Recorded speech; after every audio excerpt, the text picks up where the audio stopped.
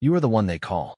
When the relationship falls apart, when the diagnosis comes in, when the money runs out, when nobody else knows what to do, they call you. And you answer. Every time. You give them the calm voice and the clear head and the practical plan. You hold the space, you manage the crisis, you absorb the panic so they don't have to. And when you hang up the phone, or drive home from the gathering, or finally close the door to your room, you sit down and you feel something that you almost never let anyone see. Not calm, not strong, just exhausted in a way that sleep doesn't fix. And the worst part? You can't even fully explain it to anyone, because explaining it would require you to say, "I'm struggling." And you are not the one who says that. You are the one who helps other people say it. If that described your life in any way, then this video is specifically for you. Because the mental health toll of being the strong one is one of the most widespread and least discussed forms of emotional suffering that exists. It doesn't make headlines. It doesn't look like a crisis from the outside. But over time, it does something quiet and serious to the people who carry it.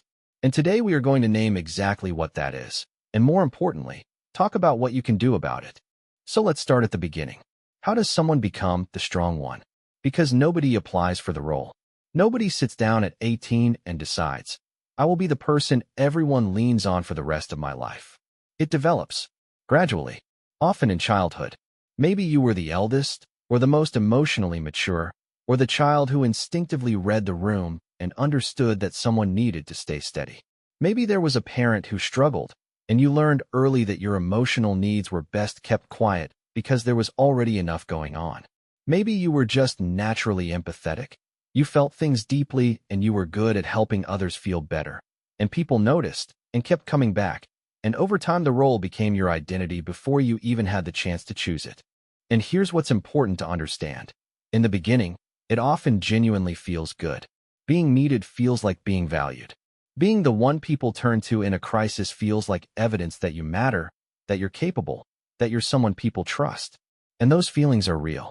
The role gives you something real, which is precisely why it becomes so hard to examine.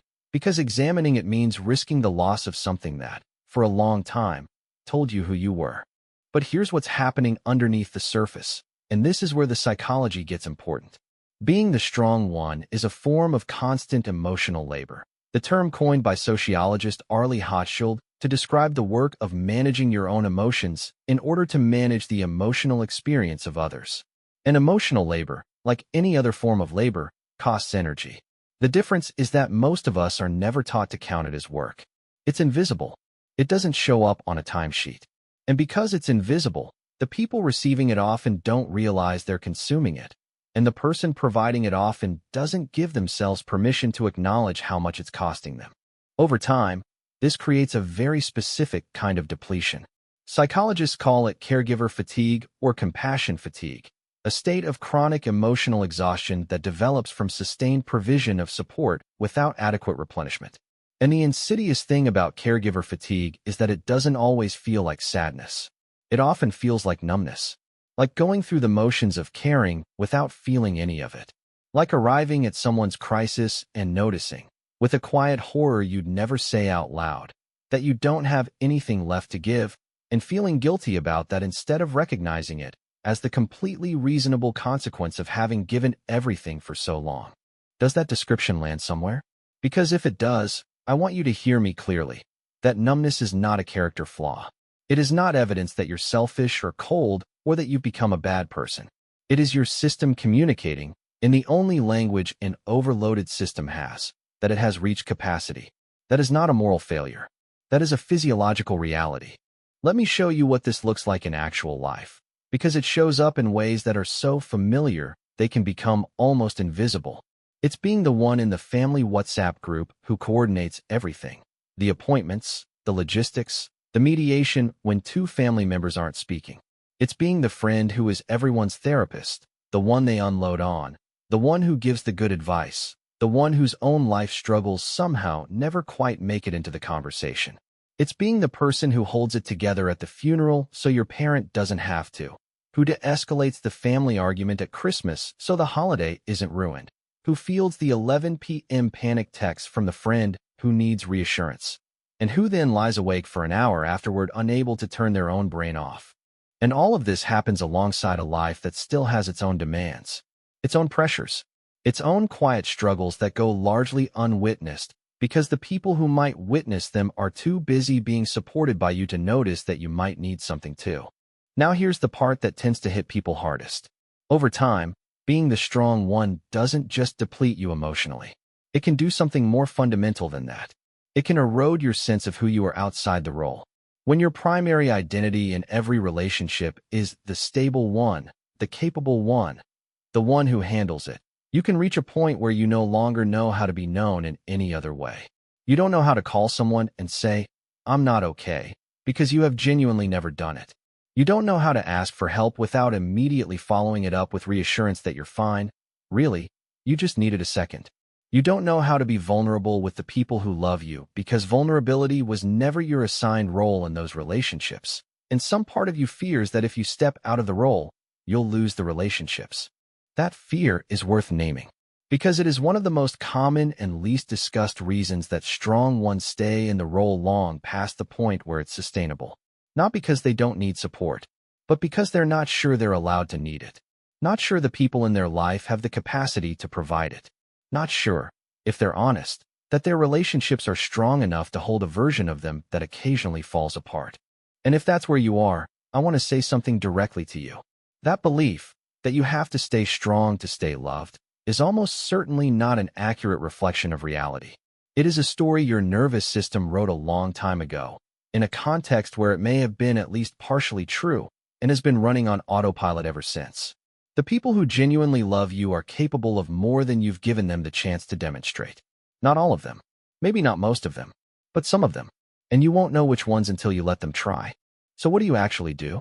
Because set boundaries and ask for help sound easy from the outside and feel almost impossible from inside a role you've been in for years or decades. The first and most important thing is to start by giving yourself full permission to have needs. Not provisionally. Not, "I know I probably should take care of myself," but full, unqualified permission. Your emotional needs are not a burden on the people who love you. They are a legitimate part of being human, and suppressing them indefinitely does not make you stronger. It makes you invisible, to others and eventually to yourself. The second strategy is what I call the small reveal. You don't have to open every wound at once. You don't have to call your most dependent family member and announce that everything is changing. You start small. You say to one safe person, "I've been having a hard time lately, and I haven't really talked about it." Just that. You let someone else hold something small for you. You practice what it feels like to be the one who is cared for. Because it will feel uncomfortable at first, genuinely, physically uncomfortable, in the way that all unfamiliar things do. And you do it anyway. Because the discomfort is data, not a signal to stop. The third thing is to begin redistributing the load. Not by withdrawing from everyone at once, but by gently, consistently, stopping the automatic yes. Before you respond to the next request for your emotional time and energy, you pause. You ask yourself, do I have something real to give right now, or am I running on empty? And if the answer is empty, which it will be more often than you've been admitting, you practice a different response. I want to support you with this. I'm not in a good place today. Can we talk later in the week? That is not abandonment. That is sustainability. And sustainable support is worth infinitely more, over a lifetime, than the burned-out kind you've been providing. And finally, please consider finding a space where you are the one being supported. Therapy, a support group, a close friendship outside your usual circles where the dynamic is genuinely reciprocal, not as a luxury, as a necessity, because you have been the container for other people's emotional experience for a long time. You deserve to have a container of your own. Here's what I want to leave you with. Being strong is not the problem. Caring about the people in your life is not the problem. The problem is the silent agreement, the one nobody ever made out loud, that your strength means you don't get to need anything, that your capability means your vulnerability doesn't exist, that your role as the one who holds everyone else means there is no one who holds you. That agreement was never fair, and you are allowed to renegotiate it. You do not have to stop being the strong one. You just have to stop being only the strong one. You are allowed to be the strong one who is also, sometimes, the one who needs, the one who is tired, the one who asks, the one who lets someone else carry something for a while. That's not weakness. That's the most honest, most courageous thing you could do. If this video described something you've been living in silence, please share it. Send it to another strong one who needs to hear this, or to someone in your life who might finally understand what you've been carrying. Comment below how this resonated with you. Like the video if you're the strong one in your circle and this finally named it. Subscribe for more mental health and psychology content that actually goes where the real conversations are.